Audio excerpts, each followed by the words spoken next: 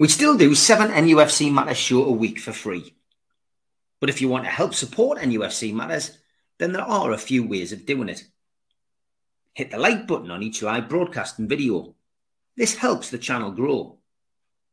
Hit the subscribe button and select the all notifications bell so you don't miss a single show. If you want to help us financially, then you can join the channel using this button with the membership starting at $1.99 a month. Or you can drop us a donation in the chat using a super sticker. We're also looking for sponsors. If you'd like your brand advertised on the flyers for the show and featured during the ad break, then email John at nufcmatters.com to arrange today.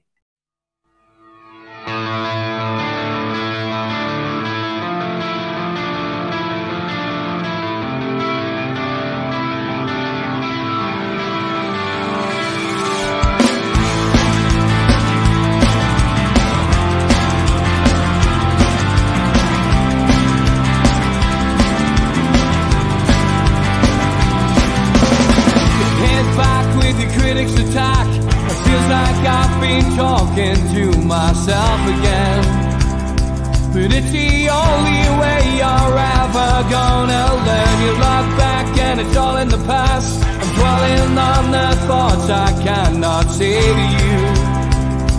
If I don't say the words, then maybe it's not true.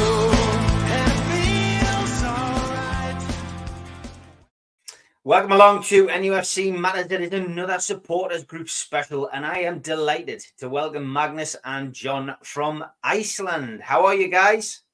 Very well. How about yourself, Steve? Very good, very good. It's an absolute pleasure to have you guys on the show. And you are part of a great series that we've started on NUFC Matters, where we give you an opportunity to speak to fellow Newcastle fans and spread the word of your supporters group. And in the hope, I guess, that in the future, if anyone should come to Iceland and need to watch a game, they can look you guys up and come and watch it with you. But absolute pleasure, and thank you for reaching out to speak to me. And I guess the first question I'm going to ask, which I ask most people who come on the show, is how did you start supporting Newcastle, Magnus? Well, I have a bit of a story. Back in childhood in Iceland, there's a big culture for English football. Absolutely everybody seems to have an opinion, and most of my childhood friends were choosing to go for either Liverpool, Manchester, Arsenal, even Chelsea. And I decided, and it has always been in my nature, to go a little bit of a different route and, be one against all the odds. So I'd already started forming an opinion when I saw, I think one of the first games that I took attention to was between Arsenal and Chelsea. And I just saw the majestic outfits, and there was Ginola was the main guy there then, and Les Ferdinand. So this must have been around 1995 or so. This is not really the only reason. A few years later, to confirm my interest. Obviously, Newcastle is geographically the closest one to Iceland as well. So if I'm finding little small reasons to support the team, that is a fact. But I come from a really small village right in the northwest of Iceland called Patreksfjörður. And my dad ran the only pub in the village, and a Geordie guy, musician, troubadour, came to my village, and he was just a really kind person. One of the first guys outside the family to actually give me attention, and he just affected me in such a great manner that there was no turning back after that. His name is Eric Lewis, and I still haven't. He probably doesn't have a clue how much he really affected me. But he was a typical Geordie, and I didn't know that back then. But I remember thinking, this is the kind of person I want to be, and that's what kind of a kind soul he was. I am still looking for this guy. I want to meet him again and tell him how greatly he affected my life and my great support for the city and the club. he was really pleased that we were actually showing the football here in Iceland from his beloved Newcastle. So Eric Lewis, if you're out there, reach out to us, and I would like to speak to you and maybe have a pint one day. Amazing story. John, is your story as exciting? Oh no, it's not that exciting. But same as he. It was like every other person here was supporting some teams, and usually it was 2 or 3 teams, you know. And I didn't want to make my mind up, so I took a whole year, watched some football, and tried to see something that I liked. And the first thing actually I saw was how the fans did between in Newcastle games. It was like they were expiring. There was so much noise in every game, and it was like I said, the atmosphere is just, it's thrilling. So I said, yeah, the black and whites. That's my team. Yeah, it's always been the nicest kit. We all know that. Oh yeah. You know? Great stuff. And you managed to meet one of your heroes when you were here as well, Magnus, didn't you? Yeah, I mean, who would have thought that? Yeah, sorry. Yeah. Tell me that story that you told me on Facebook.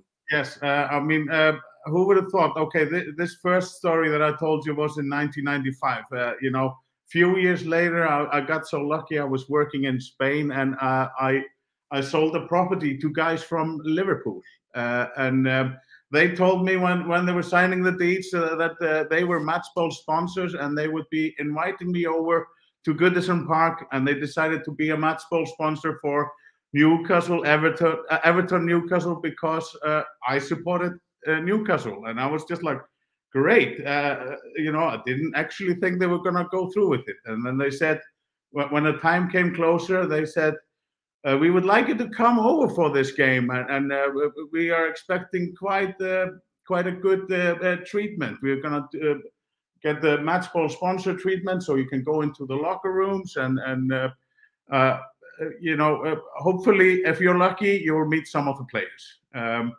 Anyway, so I went there. First ever trip to England. I'd never been on English soil before, and yeah, went into the locker rooms, met really huge characters in there. I mean, there was, if I mention a few, there was Big Duncan, which was a great honor to meet. He's still a big character in Newcastle, I suppose. Alessandro Pistone was also in the locker room, and Steve Watson was also involved with the club. I met him a little later on the grass. Then when we were done in the locker room, I sort of got the chance to walk up and go towards the grass a little bit. And believe it or not, the whole Newcastle team came running right past me, and I was just like, oh dear God. And you know, I couldn't speak to all of them, so I just like, Mr. Shearer, would you give us a moment? And he was everything I expected him to be. I know I was young and beautiful there. I'm not so beautiful anymore. But this was a golden moment. You can see the excitement in my face on this picture. And he really gave it a moment. He was a total gentleman. He gave it a moment. My friends were obviously Evertonians, and they said to him, Mr. Shearer, it's a great honor to meet you. We are Evertonians, and it's still great to have actually spoken to you. And you know, he answered that in a way that I will never forget. He said right back at them, well, we all have problems. And then he went on and scored 2 penalties that game. That's brilliant. What a story. Fantastic. And what a great picture. What a great picture as well. Yeah, that's honestly, that is meeting your hero kind of photo. That's absolutely fantastic. Brilliant stuff. Great story as well. Okay, so in Iceland, how many people is there who meets for Newcastle games? There's you two guys. How many other people on a regular basis meet? You want to take this one? Yeah, I can. Well, it's very difficult to say, because sometimes we have like 5 people in the pub that we usually meet at, but in big games, and then maybe even 100 or 120 or something. So there's a lot of difference in it. So we're trying to make the connection come strong, and so we can get more people in. Fantastic, yeah. And I mean, Magnus, I mean, you're there. The atmosphere for you guys when there's 100 people, it must be fantastic. I mean, a good photograph there, for example, of a group of you. I presume that's in the place that you go to watch the games. Yes, we have a place that is sort of been really loyal to us. They give us a good deals at the bar, and have treated us really well. We like on the bigger occasions, we've actually had a bigger room than this, and especially the Champions League games. You know, it was really lovely to be back in the Champions League, by the way. Yeah, after all those years. The place is called Ölver. So any of you international fans, if you find yourselves in Iceland, please get in touch with us. We are really welcoming people, just like the people in Newcastle. We've all had really good experiences in the city of Newcastle, and we are trying to be in the same sort of manner, welcoming other fans to come here. Fantastic. No, I mean, it looks great. And I mean, you know, for you to be able to do that and to welcome people must be great. What we'll do is we'll get the name of the bar and the correct spelling and maybe some directions from you, and we'll stick that in the video below, so people will be able to find out all the details in the description below, where they can contact you and where they can you know, where they can come and meet up. So yeah, fantastic, and good to get a bar that does offers as well like that. Is it easy to see the games? Do you get a chance to see all of the games in Iceland? Because obviously some of the countries and some of the people we speak to in different countries have full access. America, for example, you know, they have access to every single game. Do you get every game?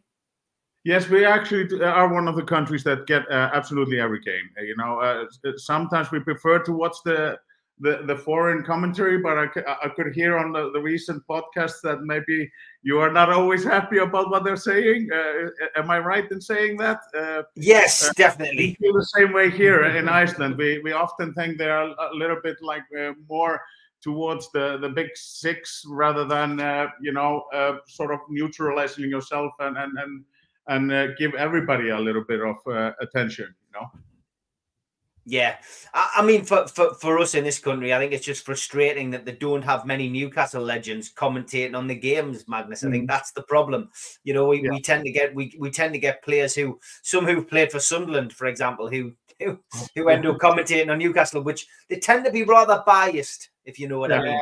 Yeah. That has happened, and we feel a little bit the same way here. You know, most of the times, like, we have our own take on match of the day. We are often thrown in a little bit of a sort of later stage part of the show where they just kind of jump over it and don't really give all the teams the same attention. You know, so we kind of if we get the chance, we often look abroad for foreign commentary. But we do have an option of watching absolutely every game here. Yeah, fantastic. That is great stuff. Have you had any contact with the football club about your organization? Yes, yeah, we have. We talked to a guy named Matt Willis. He's a supporter liaison officer. Yes, correct. He very nice guy, and really nice talk we had with him. We put in application to become an official Newcastle supporters club, and we are on the waiting list for it. But of course, it takes time and a lot of things to go through for something like that. We also put from some little stories around some of Newcastle fans here in Iceland, sent in like questions and answers for them. That's gonna be showing up, I think, in the Wolves game. I think the match catalog that comes out. It's gonna be in that one, so that would be fun to read. Yeah, they asked us a few questions, and we gave them a little bit of reply on our story and sort of the review, like our rituals during games. You know, what do we do? Do we put on our shirts? Do we bring up our favorite cup?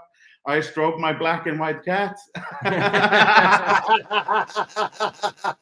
I usually flag every game match day. I put a flag out inside of my house to let them know. He's, by the way, the one responsible for all the flags on the picture. We always put a little bit of a ritual on our meetings. Yeah, exactly. Those are all mine. These are all his, and he ordered, got them printed. He even designed them. So yeah, it's pretty cool. Yeah. It's good to hear that the club have reached out and you've managed to contact them. Matt Willis does the job that I used to do at the club, which is the fans liaison officer's job. I was the very first one back in the late 90s, the early noughties. And it's a thankless task, I've got to be honest. However, when I was at the club, I did put together a list of active supporters clubs around the world, which the club never did anything with. So it's a little bit too late, but better late than never is what they say in England. Exactly. They told us a little bit about that this was a journey kind of starting, and we are really glad to be a part of that journey. Yeah, that's fantastic. So, I mean, obviously, it's difficult when Newcastle United Stadium, St James's Park, is only 52,000, and at the moment we're led to believe there's in the region of 40,000 season ticket holders. We obviously have to have a percentage of tickets available for corporate. There has to be a percentage of tickets available for away supporters. So it doesn't leave many tickets left to go into the ballot. I mean, are you guys members? Do you put in for tickets? Do you do that despite living in Iceland? Yes, I mean, after last FA Cup final, I decided to become a member to give myself a little bit of a better chance of at least going into the ballots. I was actually in the ballot because I had attended to Crystal Palace's match. So, anybody that had attended to a Carabao Cup game was eligible for the ballot. But we have looked at the various options, and we haven't really been able to travel together, but rather individually.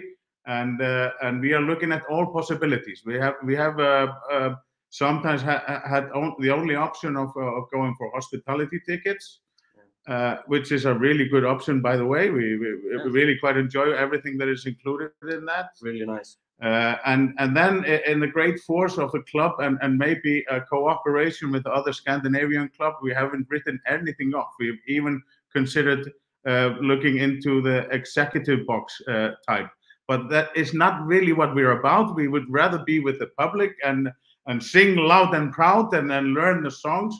We're not there to be tourists. No. We really want to learn the songs, and we know a few. We would like to learn them all. Because we're not there every weekend, we would want to turn it around. We don't want to sit there silently. We want to come there and hopefully bring even more force rather than to decrease the atmosphere. That is the whole idea. Yeah, I think that's fantastic to hear that. And it's interesting you use the word tourists because you clearly will see what goes on social media. You see sometimes some fans having a go at supporters from around the world, and we're not like that. Iceland Iceland is friendly. Newcastle is friendly.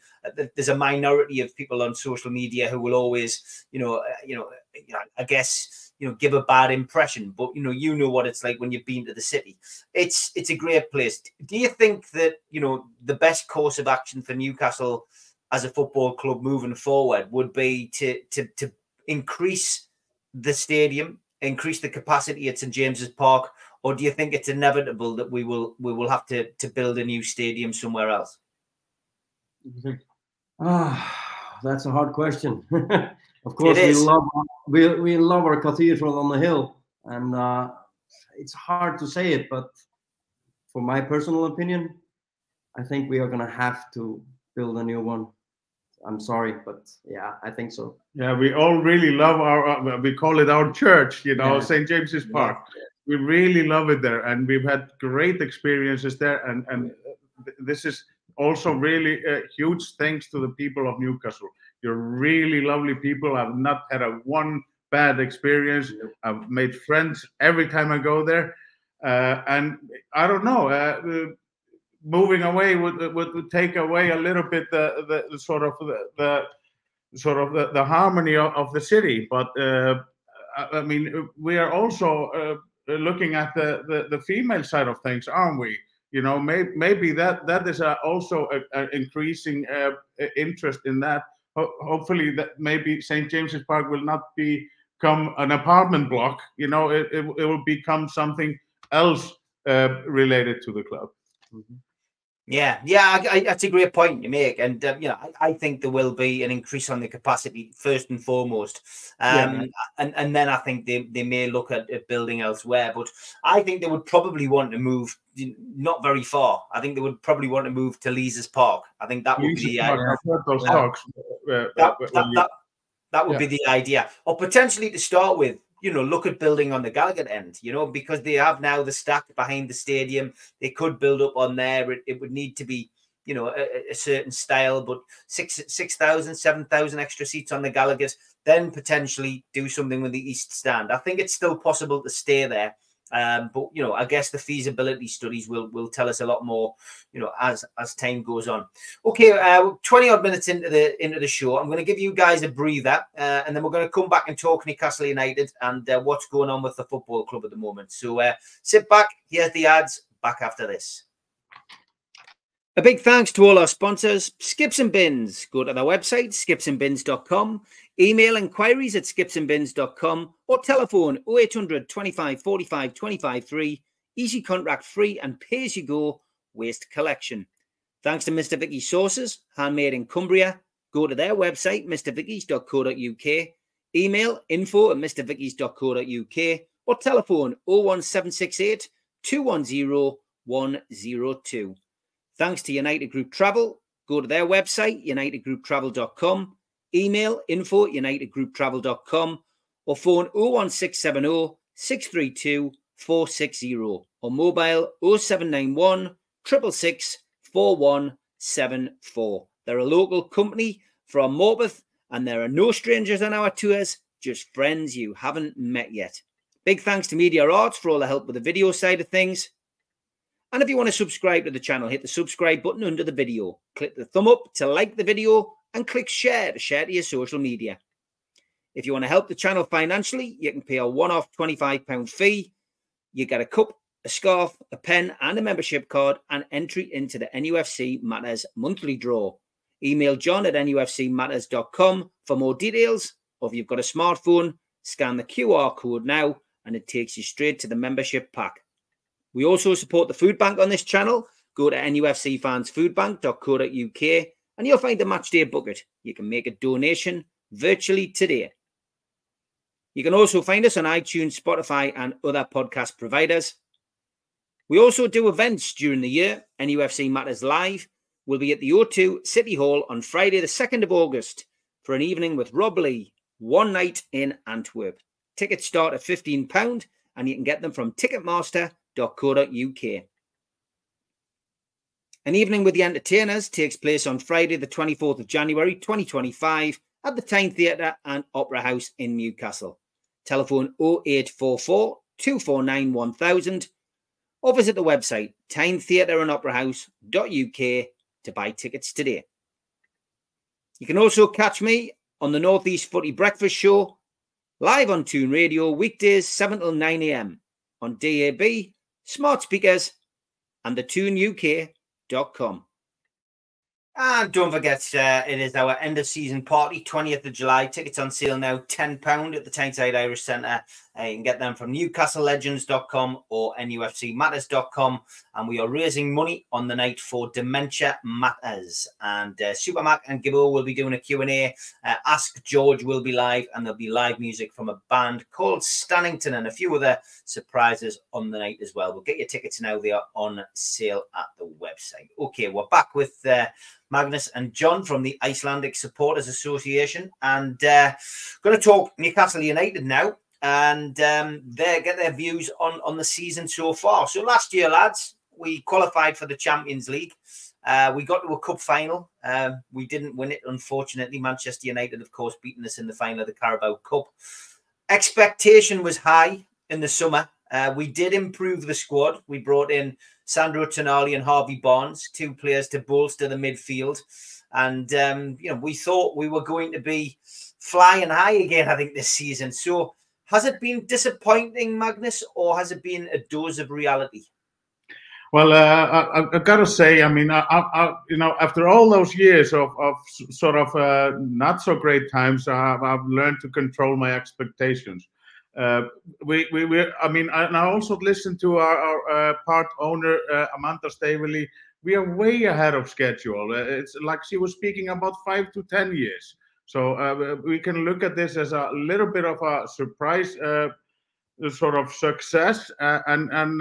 I really call for fans to calm down a little bit, because we can still have a good season. We're really not blessed with any sort of luck this season.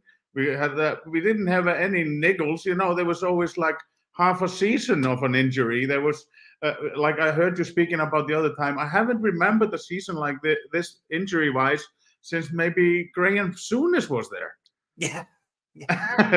And then people were questioning how if he was pushing them too hard in training. So I haven't really seen times like this, and I am calling for fans to calm down. There's another one after this one. We are still in the FA Cup. This can still be a successful season because we had all these issues. Yeah, good point. John, would you agree with Magnus? Well, that's the most funny part about Icelandic supporters. We all have our opinions. And my opinion is, I say last season was phenomenal. I have no words for it. It was so unexpected and so joyful. And the expectation for this season for me, it wasn't that high. I was maybe, maybe 8, 9, 6, 7, maybe, and I would be happy. And we did okay in the summer transfer market. It was okay. So yeah, I think this season is pretty good. But look at all the things that have happened. I mean, yeah, I think if you look at that, then this season is pretty good. Yeah. Okay. Thoughts on Eddie Howe? Magnus, what's your thoughts on Eddie Howe since he came to the club as manager? Was it the manager that you wanted when the takeover went through, and how do you think he's done? Well, I have to be honest. I was a little bit surprised with the hiring, but he has come to surprise me in a really nice manner. He really has proven how great he is. And after these 2 years, I'm hoping for him to be the next Alex Ferguson, to stay there for 20, because every time he speaks with such dignity, and yet he's so respectful of absolutely everybody. He doesn't snap out at anybody. He does realize that he's also an image for younger people watching the game. So, I mean, his behavior in absolutely every way is stunning. I'm really, really impressed with everything that he's done for the club. And what about you, Johnny? You happy with Eddie Howe? The first time when he was signed, I couldn't think of a better signing. Sorry. I was like, English manager, young, he's ambitious, and I was so happy about it. So yeah, I think it's a great way to go for this new regime. The big conversation over the course of the last few weeks has been Dan Burn at left back.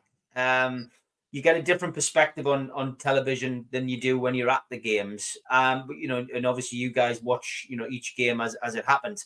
What's your views on that? Do you think it's time for Eddie to maybe rest Dan Burn, or do you think that you're better off just sticking with the formation you've got? We've spoken over the last few days on this platform and talked about the goalkeeper situation. I think that we underestimated how big a blow it was to lose Nick Pope. Nick Pope going out of the team has affected everything, I think, and it's taken the defence a lot of time to get used to Dubravka and the way that he defends the box, the way that he calls, the way that he talks, the way that he comes out. And I just think that's been a big part of it. But, you know, a lot of people feel that Dan Burn's a weak link. They feel that Tino Livramento should be playing. What's your thoughts? Yeah, with regards to, you know, the two latest injuries with Joelinton and Pope has affected the team massively. We don't really have a defensive midfielder at the minute, and that, I think, it is becoming a problem. I don't really want to be too harsh on Dan Burn, but it seems like the last couple of games, it's starting to cost us, you know, the lack of pace in the whole defense. I've found that the last two games, the damage has been already done when Tino Livramento comes on. The game seems to have settled. So you know, as much as I adore and I rate Dan Burn, I agree with John Gibson, Gippo, our friend. That he is a centre back. He's a left centre back, and he's been fulfilling that position. I would, in the future and in the next few seasons, maybe see him as a backup player for Sven Botman. Okay, interesting. What's your views, John? My views. Well, I just got from Newcastle yesterday back home, so I was at the Bournemouth game, and I got to see it from other eyes. Exactly, so a little bit different from watching at the tally. So the atmosphere was fantastic.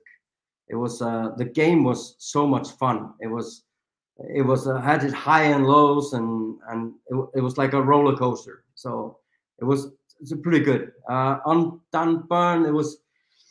My opinion on him is that I have to say that he is too slow, but he's a good player. He is, and done multiple things for yeah, he has. It's like other teams are starting to recognize it, and they can expose it. And I don't get why Eddie Howe doesn't try to mix it up a little bit. It seems like it's getting a little trouble for it. On Dubravka, he is wonderful. I have to say, you could see it at the Bournemouth game. The saves he made, he was unbelievable. But of course, he made the mistake. I mean, he slipped. It happens to all of us, and I cannot say this anybody's fault. The goals, they came, and so be it. But the team did a very good job, and they tried as hard as they could, and sadly enough, it wasn't enough. So, yeah. Okay, the other big talking point this week has been Dan Ashworth, our director of football. Wow, this is a rumor and a story that had circulated last year. It came back to fruition in the new year, and now it is official. Dan Ashworth is asked to leave Newcastle United, Manchester United, after his signature. How do you feel about that? And would you be sad to lose him, Magnus?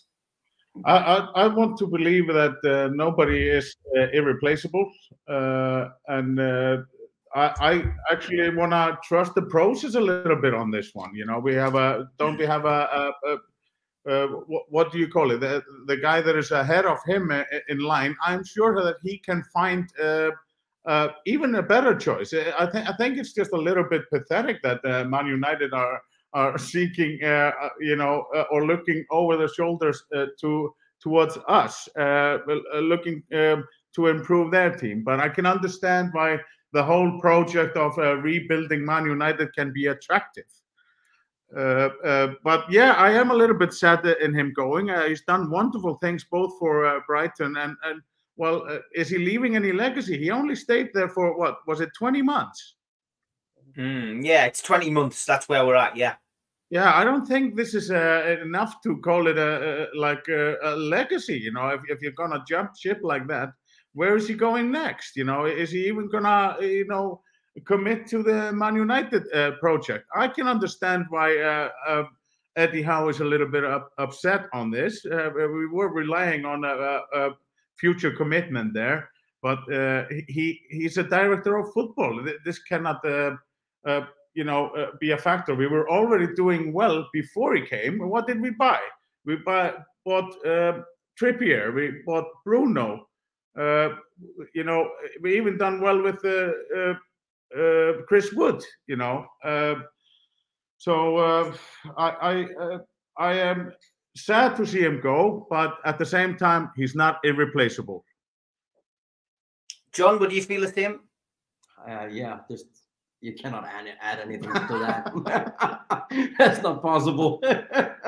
Yeah, I would agree. I mean, it's been very, for me, it's been a distraction we didn't need. And I think because what happens is the media then create things which perhaps don't exist. They seem to be very intent on saying that, Eddie Howe doesn't get on with Ashworth, and that's the reason. But I think you're right that, what is his legacy? Well, if Yankuba Minte or Garin Kowal go on to win the Ballon d'Or, Dan Ashworth will have done a great job. Yeah, that is a genius. But at the moment, his legacy is all about, building up the women's team, which is admirable. To have the women's team, being able to play at St James's Park and pull in crowds of 24,000 is amazing. But his remit really, I guess, was to come in and improve the first team, and that hasn't really been done. And he could never have known about Tonali and his betting issues, but that really is. That is his legacy. He brought him in. And unfortunately, some of the misguided international media, saying that he was the man who brought Botman to the club and he was the man that brought Bruno. I'm afraid he wasn't. He wasn't. People kind of get the timing sometimes wrong. I think, yes, he done really good in finding young talents, and hopefully they will blossom. And maybe he will leave a little bit of a mark behind, but he didn't make. We were already interested in Botman before he came along, I hope this is not gonna dent the progress. Anything, It could be interesting because Manchester United, let's face it, this is a club that is run on debt, and they will not want to play hardball with Newcastle, and there could be a rather awkward situation develop over the next couple of weeks where Manchester United may well look elsewhere and Dan finds himself out of a job, which could be interesting. We will watch that with interest on NUFC Matters, as I'm sure. Yes, because I think the club should get as much as possible out of him if he's leaving anyway, and we can't really see a path of him coming. Say if Man United walked away from the deal, we can't really almost see a path back for him.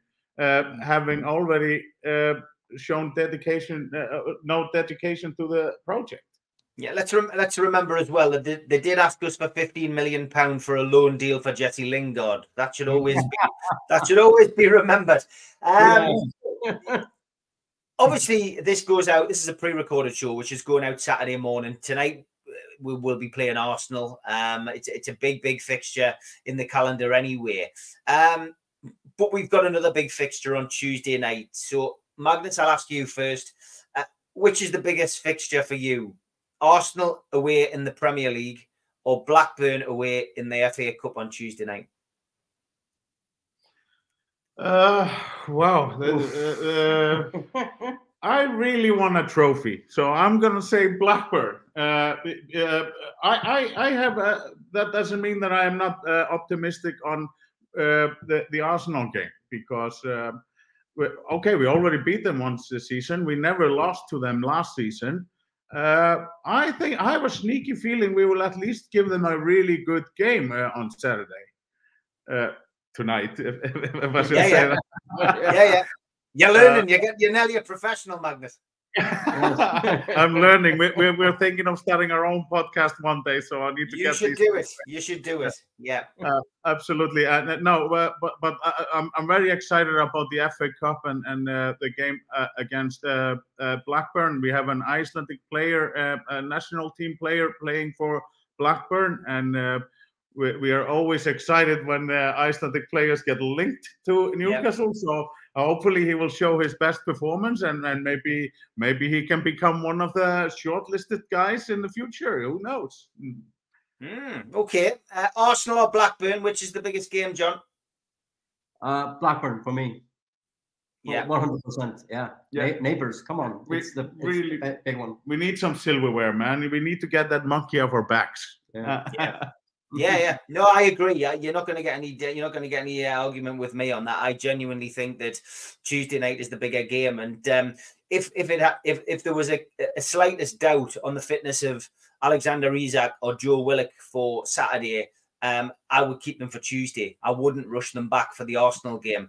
I guess it depends, if there is pressure from the owners, for a league finish, and that's we don't know what the situation is on those kind of things. Eddie Howe always says that the relationship is good between him and those who he speaks to. But will they be more disappointed if the money isn't incoming from the league, to help us with the financial fair play? If you get to the FA Cup final, the financial rewards are fairly limited. Whereas, if you finish 5th or 6th in the Premier League, is a considerable more money made than from finishing 9th or 10th. So it will be interesting, how the owners feel about that. But we will wait and see. I would say that Eddie Howe has probably bought himself some time with where that he's gone about the job in the first couple of years. The injury list we mentioned, and we've talked about the players who were out, and for me, that's blighted our season. The transfer window in January was disappointing, but it was disappointing for everybody. Newcastle, obviously, financial fair play is hampering their opportunity to buy players. We know that they'll be able to buy in the summer. Where do you think Newcastle need to strengthen, Magnus? Yeah, I've thought about this a lot. Sleepless nights. Yeah, sleepless nights. I can't sleep. No, I mean, there's been a lot of talks on a third striker, and there's also, for my opinion, we seriously lacking in sort of defensive minded midfielders. And I mean, if I am to say in the whole squad, maybe we have Tonali and Longstaff a little bit sort of towards that thinking. I think we need a solid.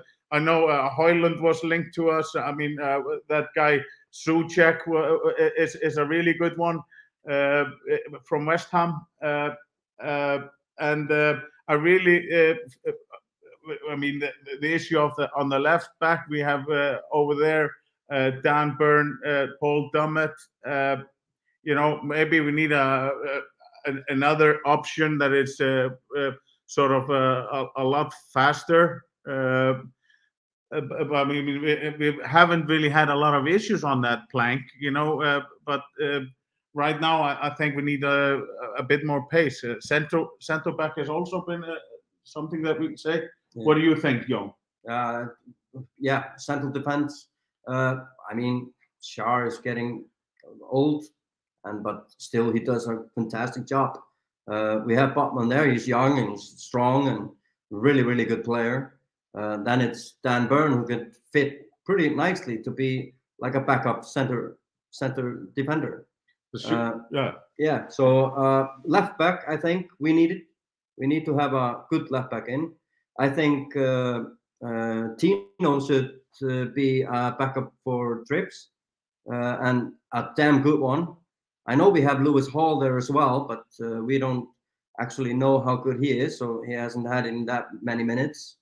But striker, of course, too. I'm not going to be popular of saying this, but I think because of injuries for Wilson, I think that the time has gone out for him. I'm really sorry to say it, because I really like that player. I really love his goals and his attitude on the field and everything. But the injuries, they have a big minus. Yeah, I don't think you'll be alone in thinking that, John. I think that I mean, I did see an interview with Steve Bruce, who constantly talks about Newcastle since he departed. You know, saying that Manchester United should look at signing Callum Wilson. You know, saying that his injuries aside, he is, you know, his strike rate is phenomenal, and it is. He's the 3rd top goal scorer in Newcastle United's history. Yeah, he's England international as well. You know, this is not a bad choice for somebody that might want to invest in him. You know.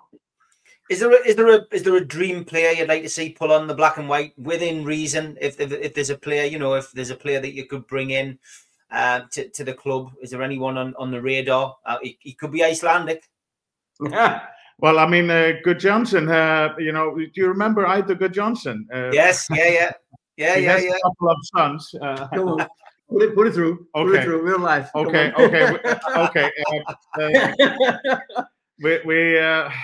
There's a guy that has been linked to the club in Genoa. He's been actually hitting it off, scoring lots of goals in Serie A. His name is Albert Gudmundsson. I don't know if you remember the 2016 game between England and Iceland. I do, yes. Yeah, well, you also remember the crazy commentator screaming his head off, I suppose. Yeah. That was his father. Brilliant. Yeah, and his granddad was also a massive footballer right back in the day, and he was one of our biggest players decades ago.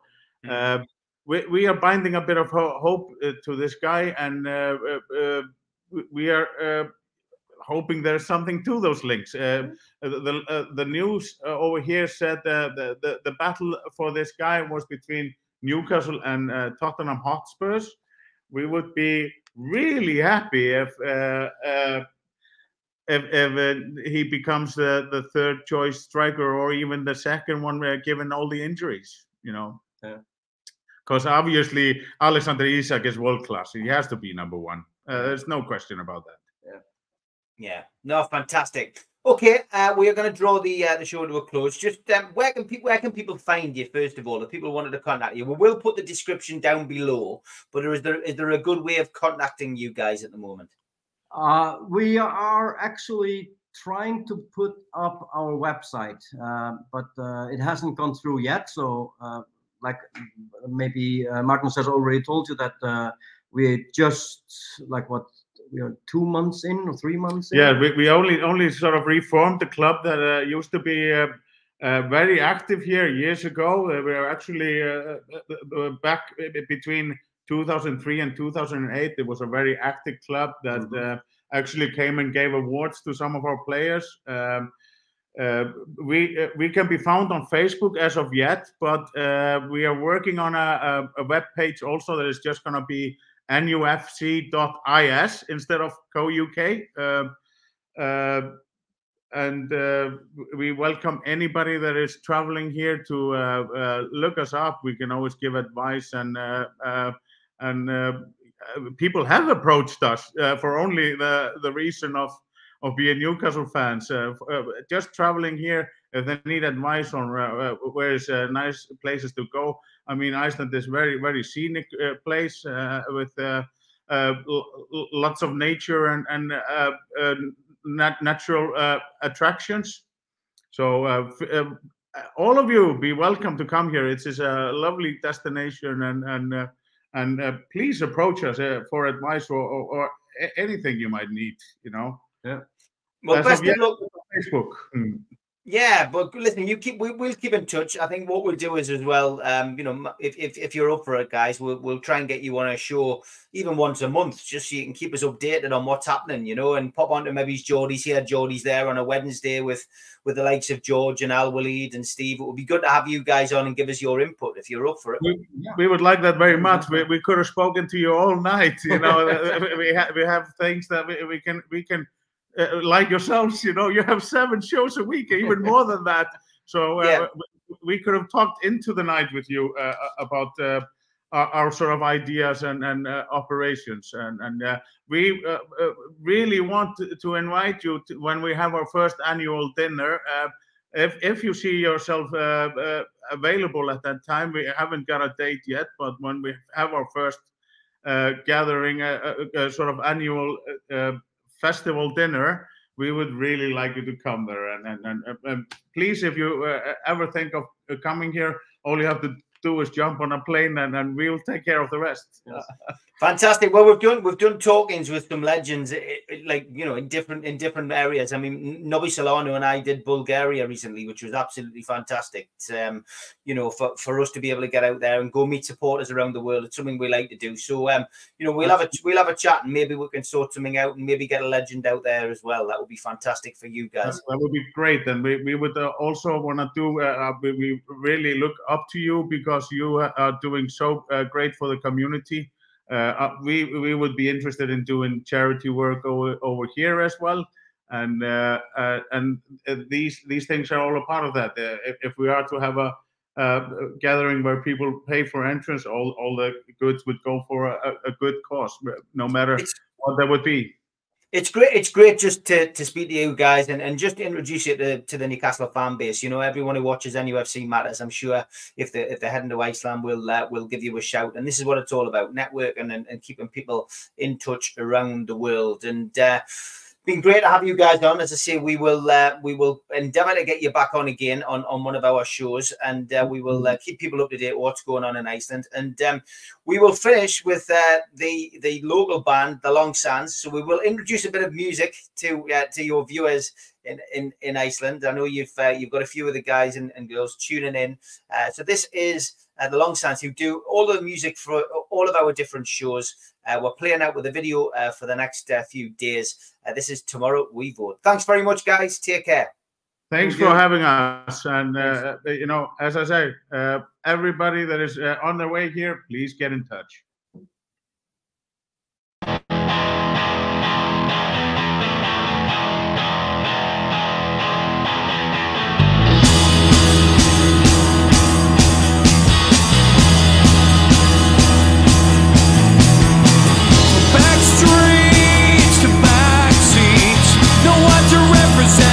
Down the street, so he turns to the fringe.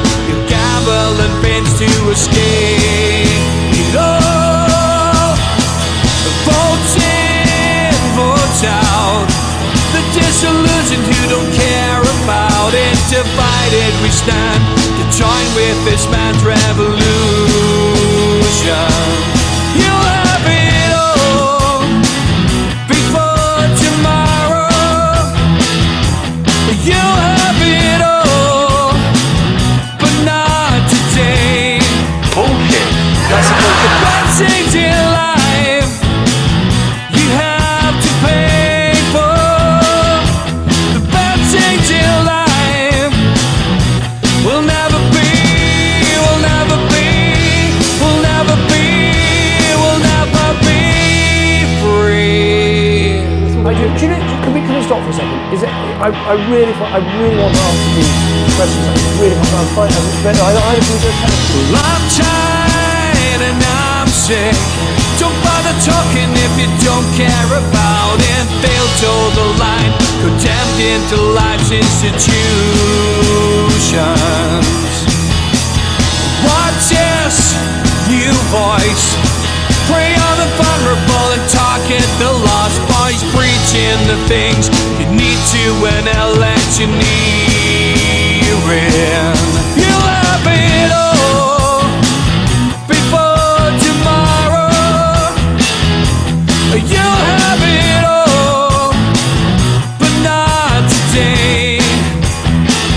The bad things in life you have to pay for. The bad things in life will never be, will never be, will never be, will never be free. I think that you know, politicians do have to think about what we say, and I think the trouble with Twitter, the instantness of it, is I think there's too many twits might make a twat. Dollar phonies will throw their stones from their glass houses and second homes. Only disruption and time can't breathe.